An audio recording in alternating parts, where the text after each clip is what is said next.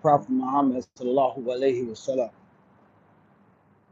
when he was with his friend Abu Bakr as Siddiq,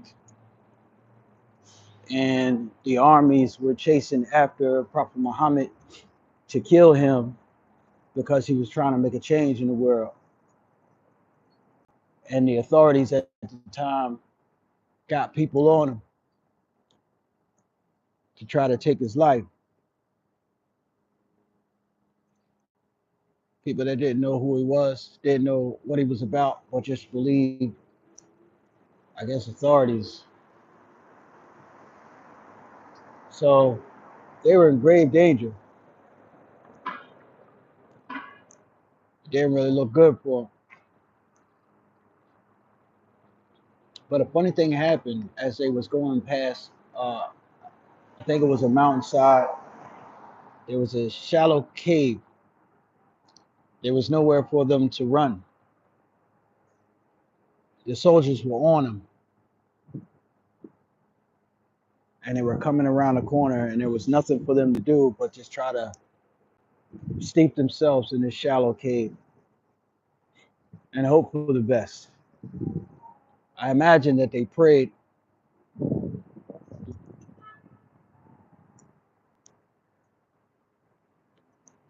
So, and what happened is a spider web covered the entrance of the cave, a simple spider web.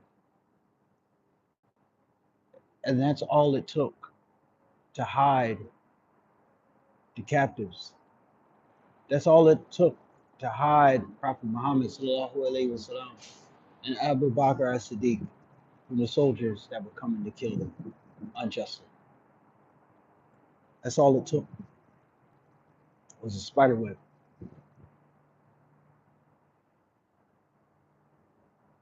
A lot of times these stories, we think they're just allegorical. We think they're just metaphorical. And we don't really count them as true, even though we say we do. But those of us that are a part of those denominations, we dare not say what we really think. Do we really think that a spider web will protect us if we're in hiding from dangerous people that want to try to cause us harm and we're totally innocent? Do we really believe that? No, we don't really believe that. Prophet Muhammad sallallahu alaihi wasallam and Abu Bakr as-Siddiq, you know, they meant to change the world. They meant to make a change in the world. And so what they did is they went about that movement. And people started to listen to them. What they said about God, the changes that they wanted to make. They wanted to put an end to prostitution. They wanted to put an end to gambling. They wanted to put an end to the practice at the time of burying their daughters alive.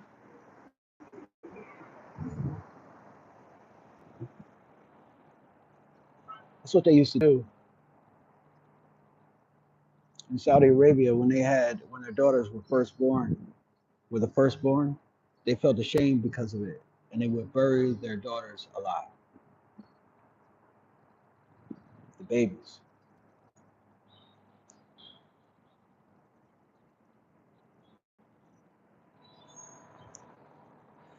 So Prophet Muhammad sallallahu alaihi wasallam and Abu Bakr as-Siddiq went about the business of getting rid of these practices, these heinous practices. And the funny thing is, for so many of us of color that join Islam, do we understand that Prophet Muhammad sallallahu alaihi wasallam was trying to put an end to crime? That was his goal, because people was making money off of prostitution. People was making money off of gambling. Prophet Muhammad sallallahu alaihi wasallam want to put an end to crime, basically. and make a better world for the people that lived amongst them.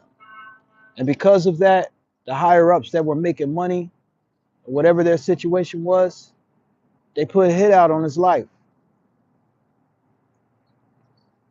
spread false rumors about him, tried to demonize him. And the soldiers were on his tail to kill him. So what happened was they were coming right around the corner. They were deep to murder these two honorable men that just wanted to bring the knowledge of God to a people that somehow had no God. They had no God in their life. And people was listening to them. And so therefore they became a threat. The soldiers coming around the corner. Abu Bakr and As-Siddiq and Prophet Muhammad sallallahu alaihi wasallam, they had no recourse but to hide themselves in a shallow cave. And as they hid themselves in this shallow cave with only a thin spider web to cover the entrance, all the soldiers just walked by. Just walked by. They didn't see them at all.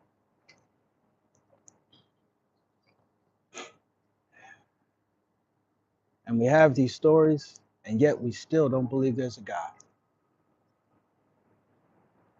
We still don't believe it.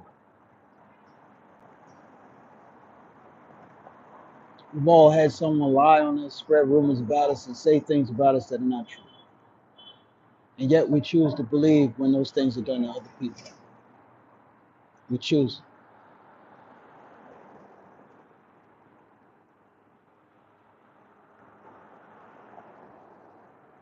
All right, got you out of there.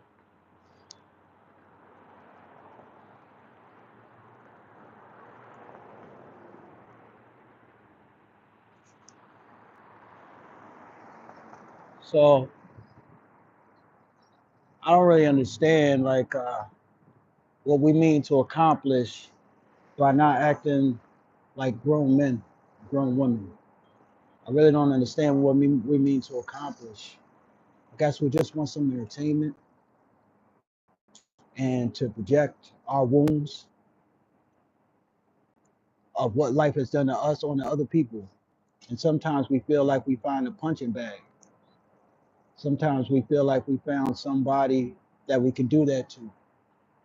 Like the few people that was on here where I be talking about God and about all the things that happened to me and how I survived. And I got people coming on here saying that they're getting hard.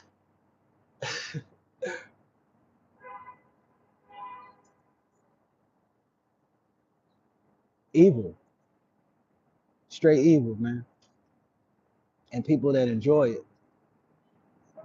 People that enjoy it.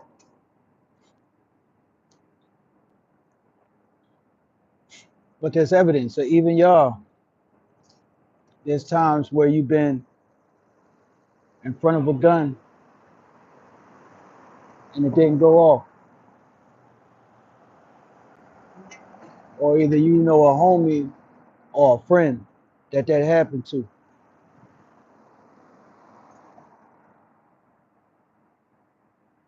You have evidence of God. You do. You also have evidence of the devil. And you know his tactics. You know the type of things that he does.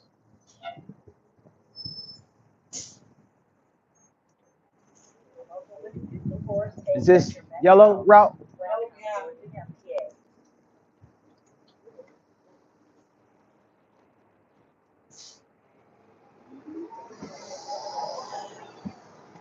I can't answer that. 25. You don't want to get close to God.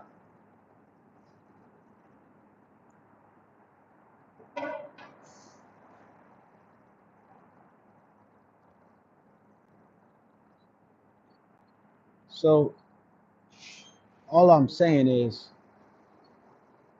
I live by three things, man. Treat people good, give God his props, and be your authentic self, regardless of what anybody thinks.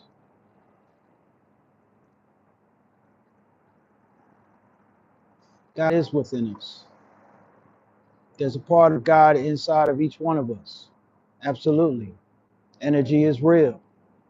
Energy is the basic building block for everything. When you break energy down, you break it down to atoms and molecules and everything like that with a movement, with a purpose. That force has an energy polarity. Sometimes we refer to those energy polarities as love and many different things. God is love with a purpose, with an intent, with a mind. All right, I got to get where I'm going. Thank you for being a little intelligent with me. I appreciate you. I'll be back.